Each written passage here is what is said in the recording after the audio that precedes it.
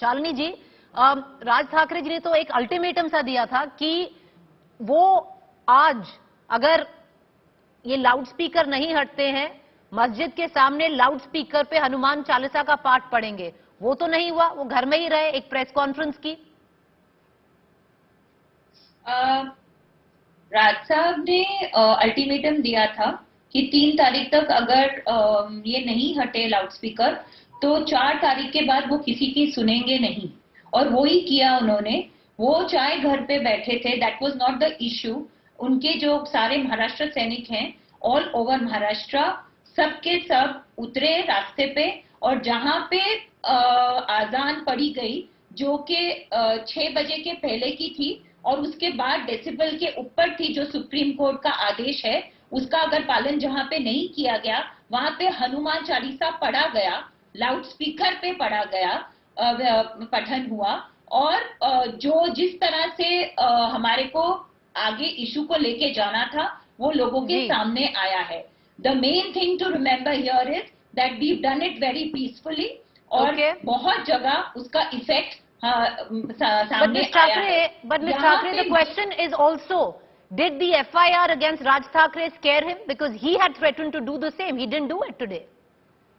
I don't think that these kind of FIRs ever scare Raj Saab. This has happened before and it will happen again. We are, as a party and as him as an individual, he's never worried about these things.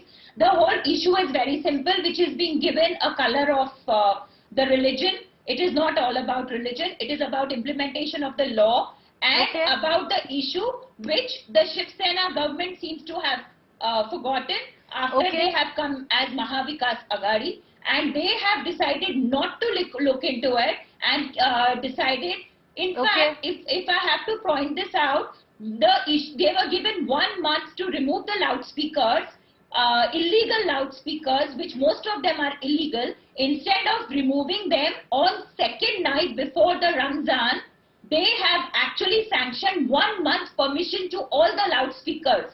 So this tells you that this government does not want to or implement the Supreme Court law, and this is where Ms. Thackeray, I want to bring in Anand Dubey as well, but I'll come back for a question, later on. Please think about the answer, because you say that it's not about religion, it's about a social issue. Yesterday, the letter that was written by your own party chief, Raj Thackeray, went to all Hindus. If it wasn't about religion, why was that letter addressed to Hindus? Please, I'm going to come back to you. I want to go across to Anand Dubey. Anand Dubey जी, बात क्या है? FIR हो गई है, ये भी आप कह रहे हैं कि उन्होंने एक स्पीच दी है जो इंसाइट की है औरंगाबाद में, टू इंसाइट वायलेंस। आप तभी भी अरेस्ट नहीं कर रहे हैं, क्या आप डर गए हैं राज ठाकरे जी से? प्रीति जी नमस्कार। नमस्कार। पहले जब महाराष्ट्र और उत्तर प्रदेश की तुलना होती थी तो उत्तर प्रदेश को पर्वत समान दिखाया जाता था और महाराष्ट्र को खाई समान।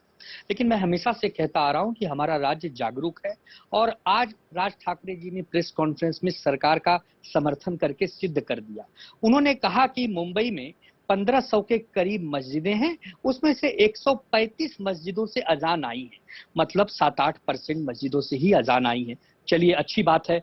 और जो अजानें आई हैं वो सरकार के जब संज्ञान में आया, सरकार उस पर कार्रवाई कर रही है, और आपके माध्यम से बता दूं कि बहुत जल्दी वो आवाजें भी नहीं आएंगी।